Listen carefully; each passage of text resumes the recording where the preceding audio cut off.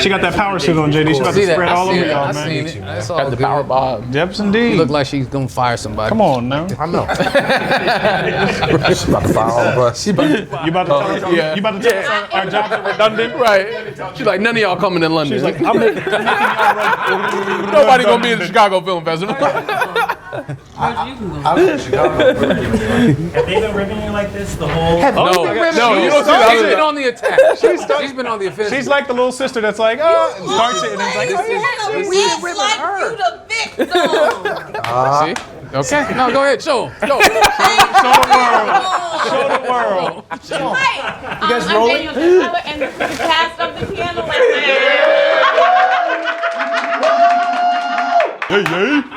Thank you all so much for coming into the LA Times studio. We're really lucky to have you. Malcolm and Virgil, I wanted to start with you. The Piano Lesson is one of the most produced plays in the Century Cycle. It's also, in my view, one of the thorniest. I'm wondering what excited you most about adapting this and what terrified you most about adapting this. I think thorny is a good way to put it. There's a lot of things you can get tripped on, but there's a lot that can entice you and excite you in the source material. So I think people don't always know that August Wilson plays with genre, and that he has all these different elements to his work. I think a lot of people think of him as just straight drama. And I think getting to show audiences that other side of his work and build on it and use it as a foundation and interpret and adapt the work for a new medium was just really, really exciting.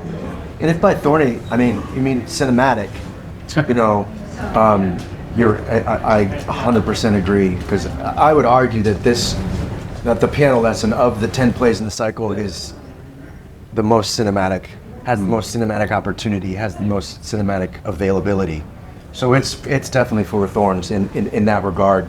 But I don't know, that's stuff I jump at. That's stuff that's like, let's go. You know, and if it fails, then I'm gonna fail in glory. I'm going to start with Ray and Michael because you guys were in the Broadway revival, but this is open to anybody. Except you, Danielle. What do you think sort of makes this play in particular resonate down through the years? Set in the 30s, written in the 80s, revived on Broadway recently, and now moving in 2024. What is the sort of through line in its resonance? I think the through line is we're still dealing with the same issues now that folks are dealing with in the 30s and in the 80s, and when August Wilson wrote the piece. We're dealing with family, we're dealing with legacy, we're dealing with the idea of being able to take ownership of your history, and those are things that we're still struggling for across our country and around the world. You know, there's a lot of revisionist history happening, and I think that August Wilson's piece here is like, it predicted, I think, a lot of what we would be encountering today. And just basically, on a human level, it's who we understand. It's a family drama. It's a drama about generational trauma. It's a drama about how do you deal with legacy? What is the value of legacy? And I think most people, Jade, I think most people can certainly relate to that and empathize with these characters. So in that sense, it's very accessible as a story. I mean, it's specifically a Black American experience, but it's a human experience. It's a family drama. It's universal in that way. Yeah. I mean, it's also in many ways a sort of family project, and so my question is, what is the Washington family text thread like when you're making movies together? Like, are you allowed to talk about work, or do you have to compartmentalize? Well, it was very exciting on our days off, like where we're gonna get our wings. You know, where we're gonna watch the game. What sauce we're gonna have on the wings, that kind of stuff. It's deep. Yeah. It was very wing Blue centric. cheese, ranch and blue cheese. Which one? You tell me. Neither. Neither. See, this is what it was. Did you all get any advice from your father before you sort of embarked on this particular project? Did he give you any sort of guiding wisdom? We talked about the day when he came in after when the waking up the spirits, calling spirits. He came in, he was really emotional that day. So like I was very emotional that day. Yeah. And I think he always brought a reverence of August's legacy and a reverence of his work. grounded us in that we're here to serve this story and we're here to uphold this legacy. So just a grounding, I think he really instilled in us from the beginning. He always had a quietude, which I think instills confidence in the fact that everybody who has been assimilated, who's come together to make the film, that there is confidence in what you are capable of doing. He only, what you're referencing, he only gave us one note. He didn't say anything else the rest of the time, right? And he asked the boss's permission before he could do it. Did he really? He was leading us every day on set. And so I just think that speaks volumes as opposed to any words that one could say. And obviously you've seen the film and so many people are responding. No, it was great because we had one moment on the set. It was wonderful. He was still open to rediscovering the story himself. Because after a scene, he came on and says, yeah, this moment it's sad. This is what it is. He just wanted to convey that, that it resonated with him in a way it hadn't before, as well as he's known it. So that there were, things discovered that these two brilliant talents put in there that he hadn't seen before, and he wanted to convey that. If I could also add, just because we're inside of it, the fact that there's only 10 of these plays, right?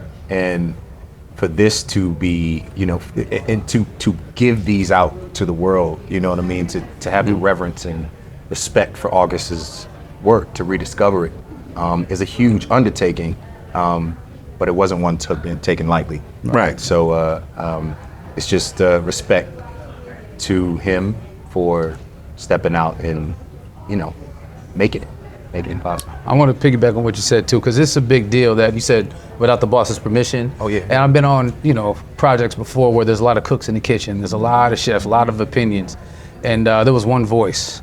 Yeah. Right. And so respect to, because he's putting all this together for it to come out a certain way, and respect to him for respecting this man's vision for and his direction, his leadership. So I think that's a big deal. Danielle, you and I had a great conversation when we were waiting before about sort of the meaning of the piano and of family heirlooms more generally. I would love for you to talk about, Bernice's perspective on what the piano signifies, and Boy Willie's perspective, and why you actually, even though you're playing Bernice, saw a lot of merit in Boy Willie's side of the argument. Well, the piano, Bernice learns, she comes to a raw, intuitive understanding of the piano.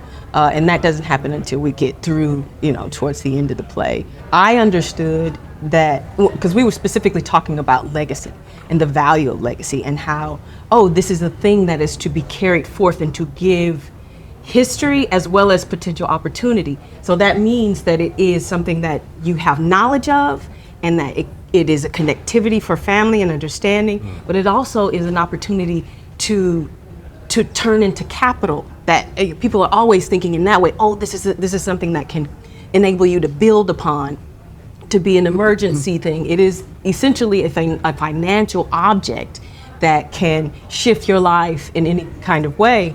And so when you're thinking about the spiritual and the capital, right, the materiality of it, those two things don't always go hand in hand, and that's what's happening with them. That's also in thinking about Lyman and Avery, right? What is moving me? Am I moved by my flesh, my rawness, my desire, or am I moved by the potential for upward mobility, the potential for stability, something that I know? Everything has this known and unknown quality to it, and so Bernice is moving through those things. And I do have an appreciation for Boy Willie's standpoint. Like I understand the value of land. I understand and I'm working through connectivity to the land, how to steward it, how to draw up its resources and materials, right? Like, it's such a significant thing to have that connection. And there is no one way or the other. It is much more murky than a yes to keeping the heirloom, or a yes to relinquishing it so that there can be a proliferation of something else in the family. If I could too, it's a testament to the sort of genius of August Wilson that the central conflict on which the entire plot rests is wholly balanced. They are both right, and neither one of them is wrong. Right. And Correct. you could argue in favor right of and both. wrong don't exist. They don't exist. It doesn't exist. So that's, I'm geeking out on the sort of writer tip a little bit, but the genius of that construction is the reason that we could make a movie about it all these years later and find space to sort of elevate it to cinema.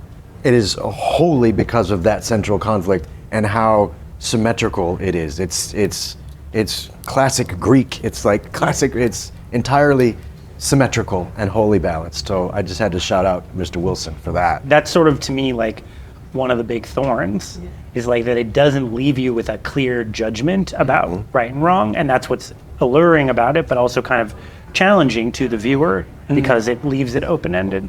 And they both always are coming to something that is sacred.